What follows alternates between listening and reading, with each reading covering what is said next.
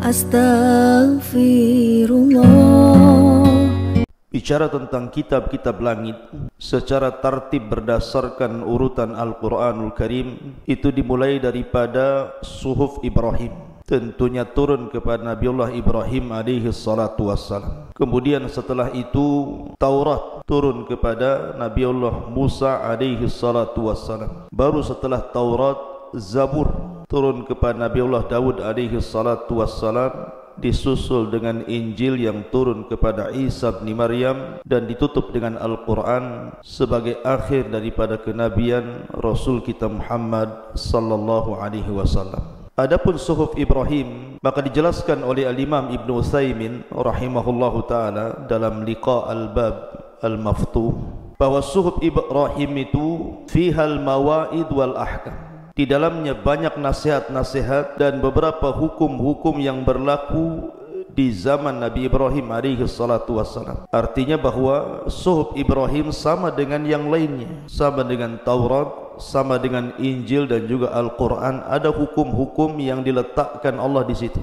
Dan tentang Suhuf Ibrahim ini dijelaskan dalam Al-Quran baik secara global atau secara terang-terangan, seperti dalam Al-Baqarah 136, kemudian juga Al-Imran 84, kemudian An-Najm ayat 33 sampai 41, dan yang paling jelas dalam Suratul A'la ayat 14 sampai 19, inna hadza lafis suhufil ula suhufi Ibrahim wa Musa. Sesungguhnya dalam Al-Quran ini terdapat kandungan suhuf. Pertama suhuf Ibrahim, yang kedua suhuf Musa. Ada yang mengatakan suhuf Musa di sini artinya Taurat, tapi juga ada yang mengatakan suhuf Musa ya suhuf Musa, artinya Musa diberikan dua kitab. Pertama suhuf, yang kedua Taurat. Adapun suhuf diberikan kepada Musa itu ketika periode Mesir, ketika Bani Israel masih ada di Mesir dan masih diperbudak oleh Fir'aun.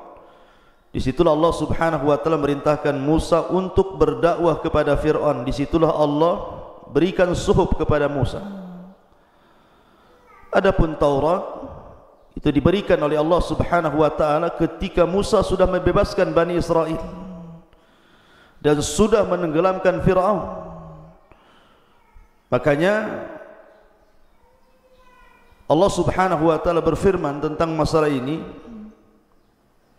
inna anzalna taurata fihi hudaw wa nur yahkumu bihan nabiyyuna alladhina aslamu lilladhina hadu warrabbaniyuna wal akhbar bimastuhfidu min kitabillah wa kanu alaihi syuhada.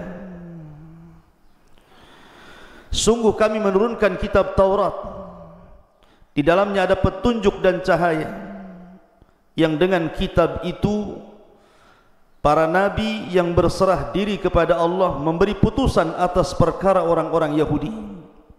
Demikian juga para ulama dan pendeta-pendeta mereka, sebab mereka diperintahkan memelihara kitab-kitab Allah dan mereka menjadi saksi terhadapnya.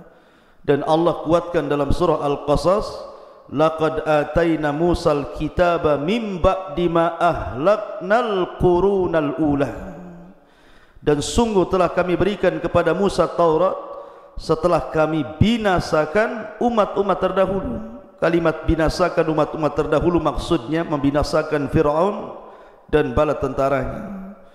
Artinya Taurat turun ketika Musa menyelamatkan Bani Israel dari kejaran Fir'aun ketika mereka berada di negeri linglung yang disebut dengan Ardutih. Ma'asyiral muslimin yang dimuliakan Allah subhanahu wa ta'ala, yang ingin kita bahas adalah Zabur, karena ma'ruf Taurat, Injil, Quran sering kita dengar. Lalu apa itu Zabur? Zabur sering disebutkan dalam Al-Quran, seperti Allah subhanahu wa ta'ala mengatakan wa kulla syai'in fa'aluhu bizuburi. Ada kalimat zubur di sini. Maksud zubur di sini artinya maktub, ditulis. Artinya segala sesuatu yang mereka lakukan itu sudah ditulis dari catatan-catatan malaikat. Maka makna zabur secara bahasa itu artinya Al-Kitabul Maktub, kitab yang ditulis itu disebut Zabur. Dan kalau secara bahasa berarti semua kitab itu Zabur, baik Injil, Taurat, Al-Quran, Suhuf Ibrahim, maka masuk dalam kalimat Zabur karena ditulis masalahnya. Akan tapi secara istilah, maka Zabur adalah kitab yang disendirikan yang Allah Subhanahu wa taala turunkan kepada Nabi Allah Daud, dan Allah katakan dalam Al-Qur'an, wa ataina Dawuda Zabura, dan kami berikan kepada Nabi Allah Daud Zabur. Yang membedakan Zabur daripada Suhuf Ibrahim, kemudian juga Taurat, kemudian Injil, kemudian Al-Qur'an, disebutkan oleh Al-Imam Al-Qurtubi rahimahullahu ta'ala perbedaannya. Zabur itu tidak dijelaskan halal dan haram. Di dalam kitab Zabur itu tidak ada hukum-hukum yang dijelaskan. Lain dengan Al-Quran, ada halal, ada haram, ada perintah, ada larangan. Tapi di kitab Zabur tidak ada. Kitab Zabur itu isinya hanya masalah perkara-perkara nasihat saja. Jadi isinya itu hanya masalah hikam, al-mawaid, ar-raqaq, artinya bicara tentang hikmah-hikmah. Kemudian juga nasihat-nasihat, kemudian hal-hal yang bisa melembutkan hati, yang bisa membuat mata menangis, dan begitu seterusnya. Tetapi tidak dijelaskan halal haram di situ. Tidak dijelaskan bab nikah, bab talak, bab macam-macam, tidak ada dalam kitab Zabur itu. Jadi murni kitab Zabur itu hanya isinya nasihat-nasihat saja, kata Imam Qurtubi rahimahullahu ta'ala. Dan kitab Zabur itu, kata para ulama, hanya terkandung 150 suratan, 150 surat saja. Kalau seandainya saya analogikan dengan Al-Quran, Anda baca surat dari surah Ghafir sampai surah Al-Ahqaf. Dalam Quran itu ada surah Ghafir sampai surah Al-Ahqaf. Di situ ada surah Zuhruf, di situ ada Asy-Syura, di situ ada Fussilat, di situ ada Jathiyah. Pokoknya kalau kita membaca dalam Al-Quran surah Ghafir sampai Al-Ahqaf itu tidak dijelaskan hukum-hukum di situ. Tidak ada hukum-hukum fikih, tidak. Semuanya hanya masalah kisah-kisah, kemudian nasihat-nasihat, kemudian hal-hal yang sifatnya melembutkan hati. Lah Zabur itu kurang lebih seperti itu. Jadi kalau dianalogikan di Al-Quran itu seperti kita membaca surah Ghafir sampai Al-Ahqaf. Begitulah keterangan para ulama. Itulah Zabur. Tidak ada halal, tidak ada haram. Karena Zabur itu bentuknya tarannum. Jadi semacam bait-bait syair yang dilagamkan, yang dilagukan. Makanya Nabi Allah Daud alaihi salatu wassalam setiap pagi dan petang selalu melanggamkan kitab Zabur ini. Dan Daud itu memiliki sab'ina sautan, 70 suara. Jadi suara satu dengan suara berikutnya akan jauh lebih indah. Jadi kalau seandainya Daud membaca satu qiraah, kemudian berpindah ke qiraah yang kedua, maka qiraah kedua jauh lebih indah dibandingkan qiraah pertama. Kemudian naik lagi ke qiraah yang ketiga, maka qiraah yang ketiga jauh lebih indah dibandingkan qiraah yang kedua, dan begitu seterusnya. Makin tinggi qiraahnya, maka makin indah suaranya. Wajar kalau seandainya Allah Subhanahu wa taala gambarkan bagaimana binatang-binatang, bahkan gunung sekaligus ikut tarannum bersama Daud. Dijelaskan oleh Imam Al-Qurtubi rahimahullahu ta'ala juga ketika beliau menjelaskan surah As-Saba ayat 10, walaqad ataina Dawuda minna fadla ya jibalu awwi bima'ahu wat-tayr wa alanna lahul hadid. Dan sungguh kami berikan kepada Daud keistimewaan. Kemudian Allah mengatakan kepada gunung, ya jibal, wahai gunung-gunung, awibi, bertasbihlah bersama Daud, wa tayrah, dan juga burung-burung bertasbihlah bersamanya. Kata Imam Al-Qurtubi rahimahullahu ta'ala, dan ini juga senada dengan apa yang disebutkan Al-Hafidh Ibnu Hajar rahimahullahu ta'ala, Jadi ketika Nabi Daud membacakan Zabur itu, maka burung-burung datang dari mana-mana. Semua burung-burung yang ada itu datang kemudian mendekati suara Nabi Allah Daud alaihi salatu wassalam. Kemudian ketika Nabi Allah Daud membacakan Zabur, bertarunum dengan Zabur itu, maka burung itu meminta izin kepada Allah untuk ikut berkicau. Ya. Jadi kononnya burung itu ingin menirukan suara Daud dengan suara dia. Saking asiknya burung-burung itu, kata para ulama ini, sampai burung-burung itu sudah tidak kenal lapar lagi. Sudah tidak kenal lapar lagi, lupa makan bahasa kitanya, sehingga sebagian burung itu ada yang mati tanpa terasa. Saking lezatnya mendengarkan suara Zabur dibacakan Daud, kemudian ikut berkicau, lupa makan, lapar karena banyaknya burung, ada yang mati. Saking khusyuknya gitu ya. Kalau kita burungnya yang pergi. Ma'asyiral muslimin yang dimuliakan Allah Azza wa Jalla. Lah ketika burung-burung itu kemudian mendengar suara Nabi Allah Daud bertarunum Zabur, lah gunung-gunung ini cemburu. Kemudian gunung-gunung minta izin kepada Allah Azza wa Jalla, ya Rabb, kalau seandainya burung-burung itu ikut berkicau melanggamkan lagamnya Zaburnya Daud, maka kami juga ingin juga seperti burung-burung itu. Akhirnya Allah Subhanahu wa taala berfirman, ya jibalu awwibi ma'ah, kalau engkau ingin tarannum bersama burung-burung kepada Zaburnya Daud, silakan bertasbihlah untukku dan bertarannumlah dengan Zaburnya Daud. Suara burung beda dengan suara gunung. Ketika gunung bersuara, ya tahulah seperti apa gunung bersuara, ya dagdug gak karuan kan itu. Tetapi itulah suara gunung.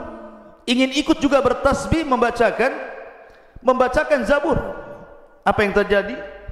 Ketika suara burung sudah berkicau, kemudian juga ditambah-tambah suara gunung, akhirnya kemudian macam suara ribut jadinya. Suara Daud makin mengecil sementara suara burung makin mengeras, apalagi ditambah suara gunung yang dagdug gak karuan itu. Makin Nabi Daud alaihi salatu wassalam makin kecil suaranya, makin bising bahasa kitanya. Mengadulah Daud alaihi salatu wassalam kepada Allah Subhanahu wa taala dan mengatakan, ya Rabb, kalau seandainya burung-burung itu semuanya berkicau menirukan laguku, kemudian gunung-gunung juga ikut berkicau mengikuti laguku, bagaimana mungkin kau akan mendengar suaraku? Bagaimana mungkin kau akan mendengar suara Zaburku? Akhirnya kemudian Allah Subhanahu wa taala memerintahkan malaikat Jibril, kemudian membawa Nabi Daud alaihi salatu wassalam ke sebuah sumur yang sangat dalam sekali. Dimasukkan ke dalam sumur itu. Lah sumur ini tembus sampai ke dasar bumi. Setelah sampai di dasar bumi itulah, akhirnya kemudian malaikat Jibril mengambil satu batu. Kemudian batu itu dibelah, rupanya ada ulatnya, dan ulat itu sedang bertasbih kepada Allah Subhanahu wa taala. Kemudian diperdengarkan oleh Nabi Allah Daud, seolah-olah Jibril mengatakan, dekatkan telingamu kepada ulat ini. Akhirnya Daud pun mendengarkan telinganya ke dalam ulat itu. Tiba-tiba ulat itu terdengar bertasbih. Malaikat Jibril mengatakan, ya Daud, kalau ulat saja di dasar bumi, di dalam kedalaman berapa dari bumi ini bertasbih dan Allah mendengarnya, apalagi engkau membaca Zabur di atas bumi. Walaupun suara burung itu ikut berkicau, suara gunung itu juga ikut berkicau mengikuti lagammu Zabur, tetap Allah mendengar suaramu. Maka dari situ Daud sudah tidak mengkritik lagi soal suara burung dan suara gunung, dan dia tetap melanggamkan Zabur sampai Allah Subhanahu wa taala wafatkan. Dan Nabi sallallahu alaihi wasallam suatu malam pernah keluar.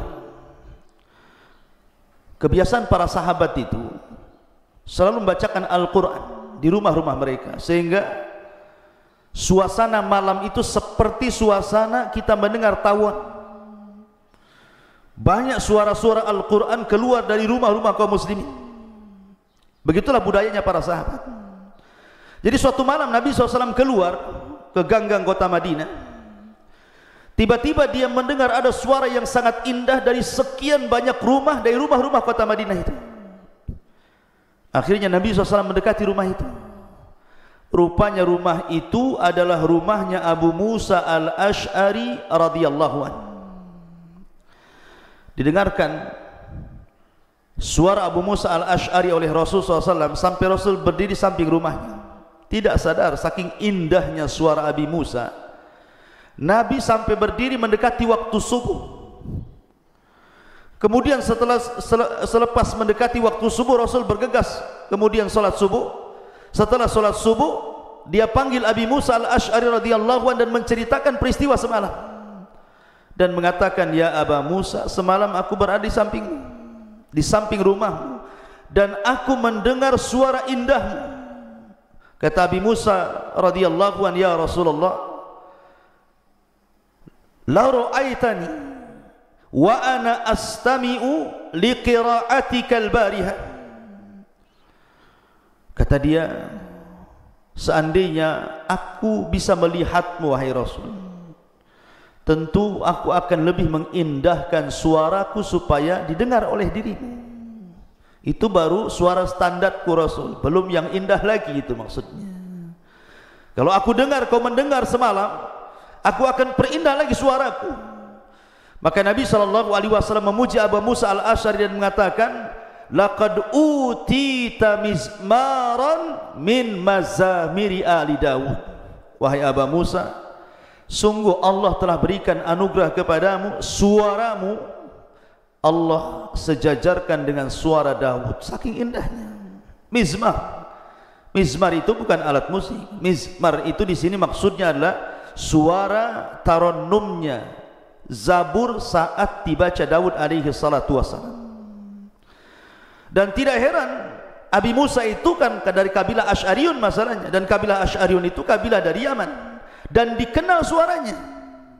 Kabilah Asy'ariyun itu sangat dikenal di zaman Rasul dibandingkan kabilah-kabilah Arab yang lainnya.